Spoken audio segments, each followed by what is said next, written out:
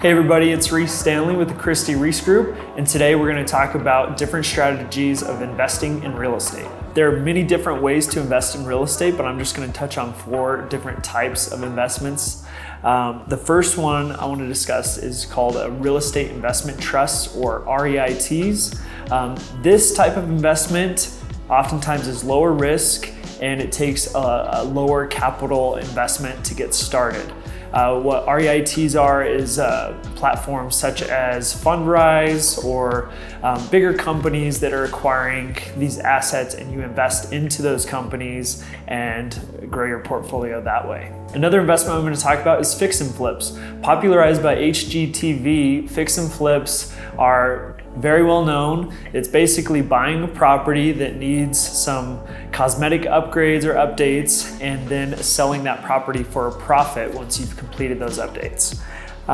You're not looking for a property that's going to be needing, foundation repair, roof repair, and these big ticket items necessarily, but like I said, more so the cosmetic level where you can go in there and do new flooring, new paint, maybe new windows. You might have to change some of the layout. So when it comes down to any type of investment in real estate, you really have to run your numbers. When you're purchasing a fix and flip property, you're looking at that initial purchase price and then your ARV, or your after repair value. So you want to take into consideration what you think you could get it for, when you go to sell, and then how much it's going to cost to get it fixed up and ready to sell. So if you buy a property for $200,000 and it's going to take $50,000 in repairs, and then you think you can sell it for $320,000, that's kind of you want to run through those numbers and make sure you're considering all costs of improvements, holding costs, fees associated with selling, and that's how you make your profit on fix and flips. The next investment strategy I'm going to discuss is new construction, or spec homes, often referred to. So this one might be an investment strategy for people that are a little more familiar with real estate, and maybe not for someone that's first looking to start out. But essentially, a spec home is where you're going to buy a piece of land or a lot and build a home on it in hopes of selling that home for a profit. This is going to require you to have a relationship with a builder, be a builder yourself, or have a good team beside you to make this investment work in your favor. So you're gonna build this property. So you're gonna look at incurring holding costs again, the cost to build, and then when you sell, that's when you'll make your profit. So if it costs you $250,000 to build a house, plus another $80,000 to buy a piece of land, you're in it for $330,000. You're going to want to obviously sell above and beyond that in order to make a profit, considering all your other fees with selling as well. The next investment strategy I'm going to talk about is probably my most favorite, and that's buy and hold rentals.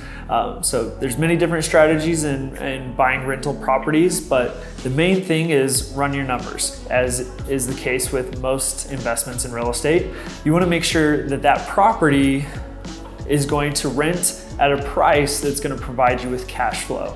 Cash flow is based off of taking all your expenses out of running that property. So your mortgage expenses, your capital expenditures, any vacancies, insurance, taxes, if you're paying the utilities. So when you're analyzing a property to use as a rental, let's say you're getting $1,500 a month in rent, your mortgage is $1,200, but your insurance and taxes are another $400. So you're already at $1,600 in expenses. That rent that you're getting for the amount of $1,500 is not going to be covering all your expenses. So that actually isn't providing you any cash flow.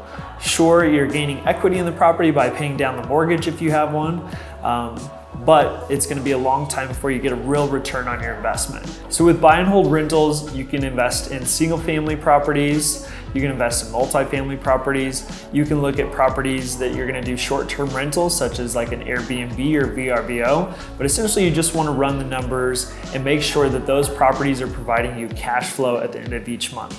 If I was looking to invest today as a beginner in investing, I would probably look into a buy and hold rental in the form of house hacking.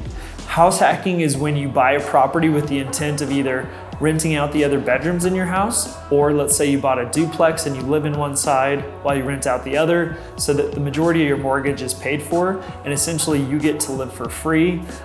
You still have responsibilities, obviously, being the homeowner, but that's a great way to get into a property and continue to build up your savings and continue investing in real estate. If you guys have any further questions about real estate investing, make sure to reach out to a realtor that's experienced. Here at the Christi Reece Group, the majority of us are active investors in our community as well, and we'd love the opportunity to teach you more or just be a resource for you. You guys have a great day.